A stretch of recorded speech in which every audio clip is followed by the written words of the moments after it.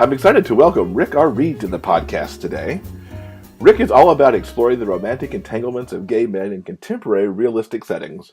While his stories often contain elements of suspense, mystery, and the paranormal, his focus ultimately returns to the power of love. He's a 3-time Epic ebook award winner and the winner of the Rainbow Award for Best Contemporary General Fiction. Lambda Literary Review has called him a writer that does not disappoint.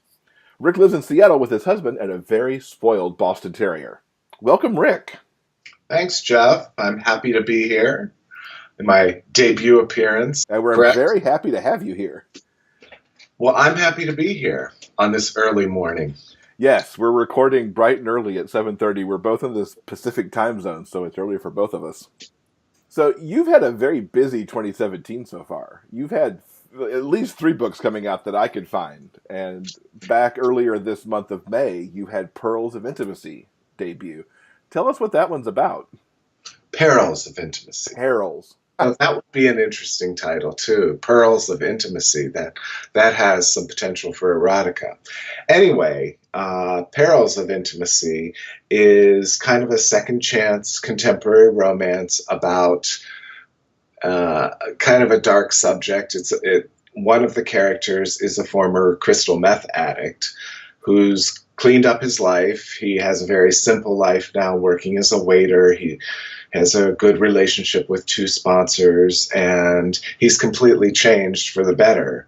And the impetus for the story and the romance is someone he tricked with 2 years ago when he was deep in the throes of his bad behavior,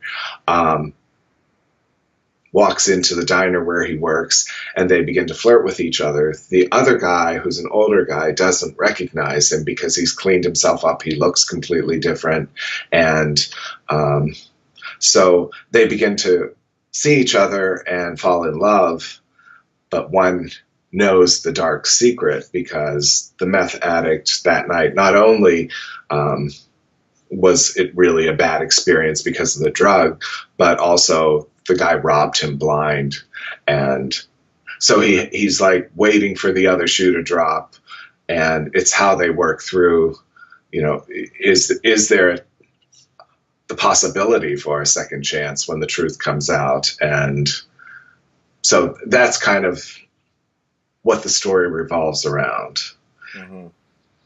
Where did the inspiration come from that? Because that's certainly some very, deep subject matter going into working with crystal meth addicts.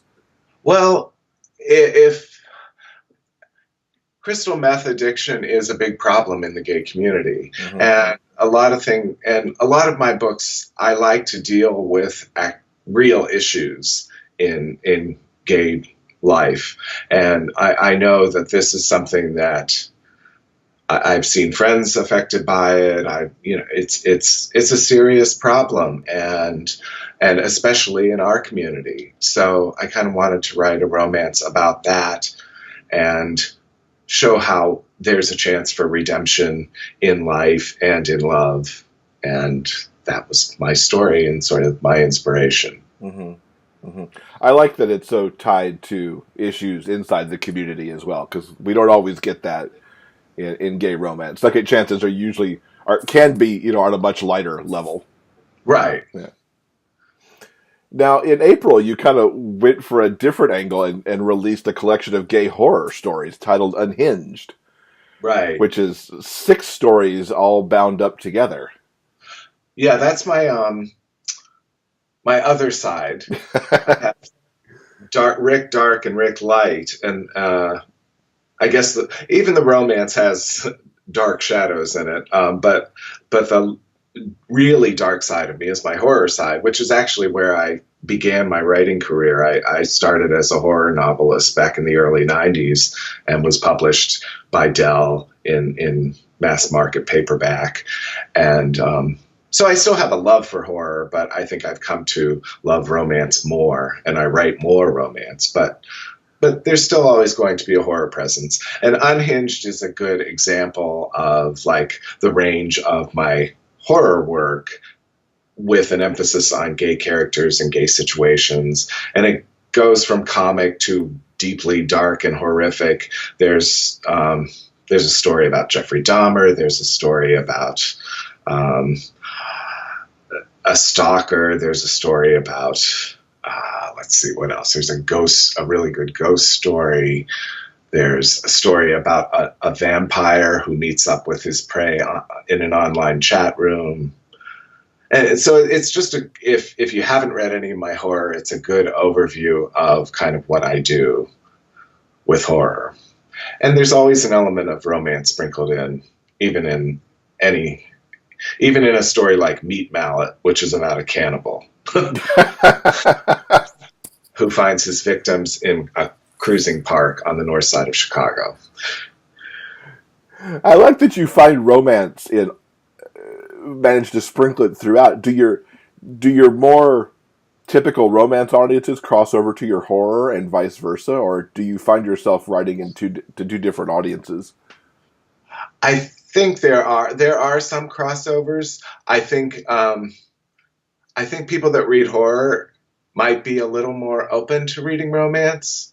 I know there are lots of people, the people who read my romance, that are very no, I won't go there. I don't want to read anything scary, and they don't. So I think they're pretty distinct, different audiences. So, I mean, it's hard to know exactly. Sure. But I know I've had romance readers say explicit to me, no, I don't want to read anything scary. Mm-hmm. Which makes sense. Yeah, I might be able to do the comedic horror, but horror is not often the way I go down in movies or reading. Although I did have a stint for a long time that I'd read Stephen King, and some of that's pretty horrific sometimes. I've been reading Stephen King since I was a kid. I probably read everything he's written. He's a big influence. So back to your work. Orientation also came out this spring, and that one seems quite different from the other two that we've already talked about, with what almost sounds like a little bit of reincarnation from the blurb, because I don't want to give away too many spoilers. Where did that idea come from? Because that was really interesting to me. Orientation is probably one of my oddest books. I think it straddles a line between romance and horror. Not even so much horror. I really think it's kind of gay literary fiction uses reincarnation as a lens to explore what real love is. Because what the story is about a middle-aged gay man who lost his lover to AIDS back in the time when it was really an epidemic and it was really a plague. And it's 20-some years later, and he meets this young lesbian who's about to kill herself, and he saves her. And she is actually the reincarnation of his former lover. And so they're having all these feelings. She's having all these strange dreams and of memories that she couldn't possibly have. And it's just taking a look at how love goes beyond sexuality and maybe even gender. So that's sort of what I wanted to explore in that book. Mm-hmm. How, with all these different styles, I mean, you're kind of all over the place in the spectrum of contemporary, and then you also do what we would consider, very category romance, like the Dream Spun Desire you did with Vivian Dean, called Stranded with Desire. Which was very fun. But it isn't the typical thing I do. Right. I'm all over the place, although there's a common theme, I think, to my stuff. Well, that's what I wanted to ask. What is your common theme that ties all this together? Before, when I was looking at the questions you sent me in advance, I thought, I'm going to answer that with an R word, which would be reality, which I like to bring in an aspect of reality, even in the most fantastic stories. And that's true. I mean, even like Dinner at the Blue Moon Cafe, which is a werewolf story, still brings in issues of homophobia, and I kind of do like to bring in reality. But what just occurred to me, I think what all my stories have in common is how love has a redemptive power in our lives and can change everything, and it's probably the most important thing in our spirituality, in our whole being. Mm-hmm. So I would change the answer I originally thought of from reality to redemption. And I think there's love's redemptive power is probably the theme that ties everything that I write together. Mm-hmm. And you still had an R word there too, so. Yes.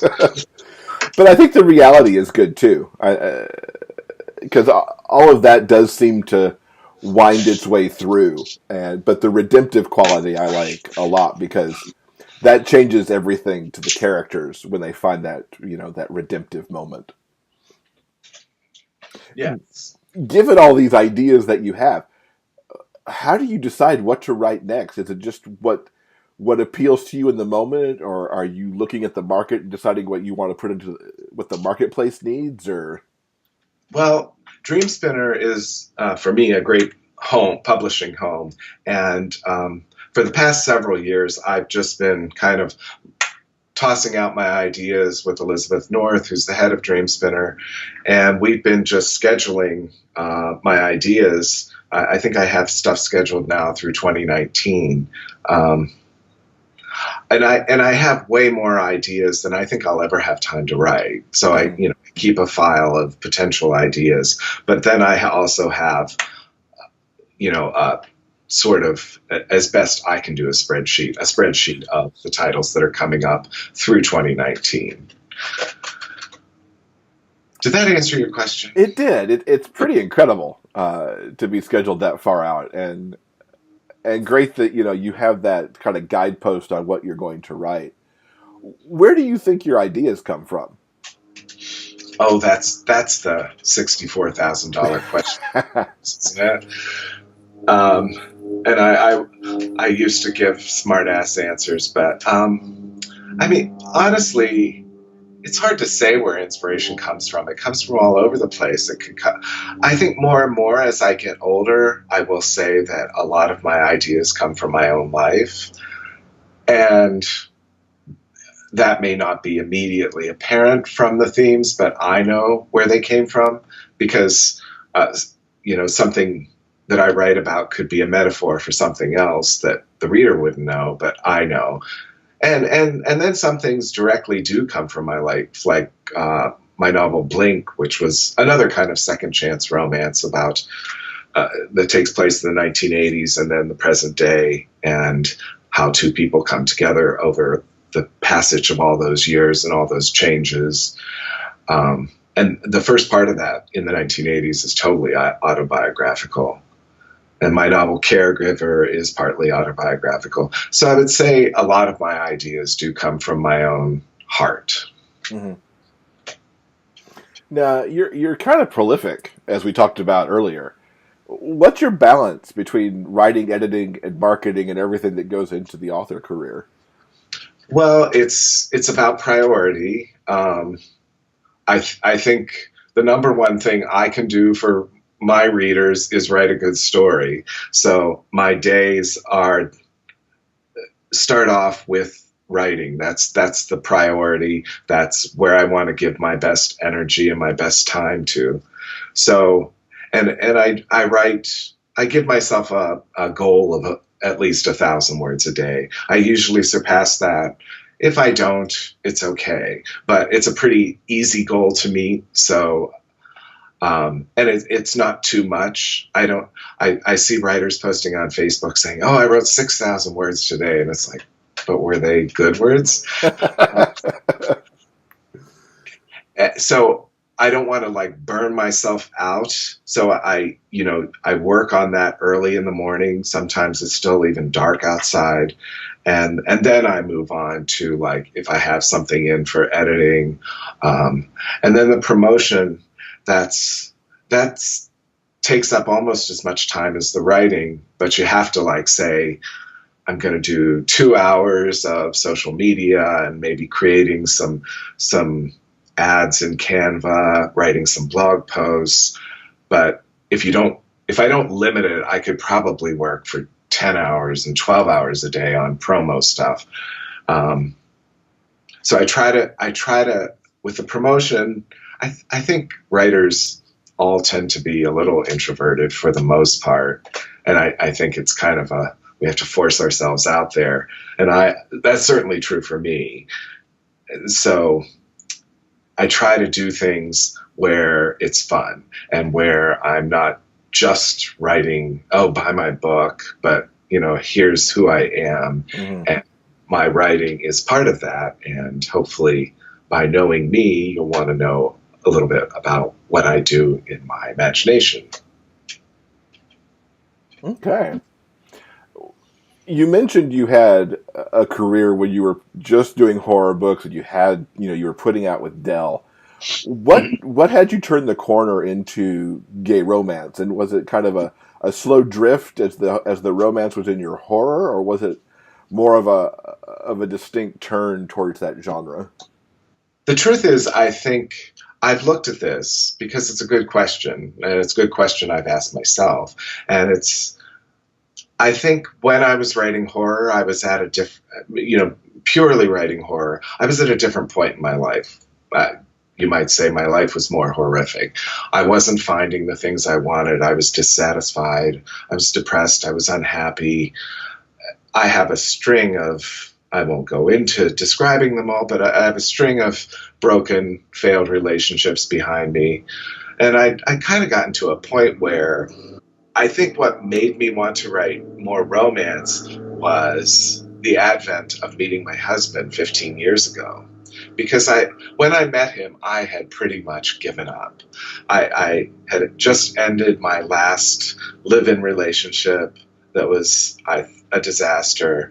And I just was really looking forward to just being single, and that's what I was going to be. And Bruce came along, and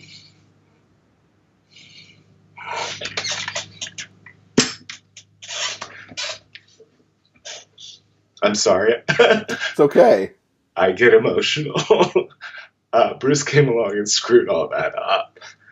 I didn't even get a chance to be single for more than a couple months, but he came along and he was right. He was the first person in my life that was right, and that made me want to tell love stories more than horror. And I think that was why I shifted from writing horror to romance mainly. I didn't know I was going to give you a Barbara Walters moment this morning. Does he read your work? Well, my process is I don't like to share my work with people when I'm doing it. So he doesn't read it as I'm writing it. But what I love about him is the first day, and he doesn't read until it's published even. He doesn't. Oh, wow. Okay. But the first day it comes out, he'll buy the paperback, he'll buy the ebook, even though he doesn't have to.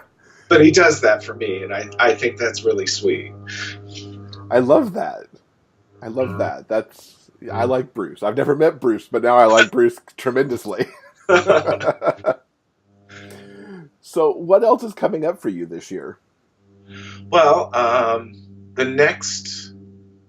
still pretty heavy in the throes of Perils of Intimacy because it just came out, but I think the next thing I have coming out is called M for M, and it's a trilogy of 3 connected stories about one character, sort of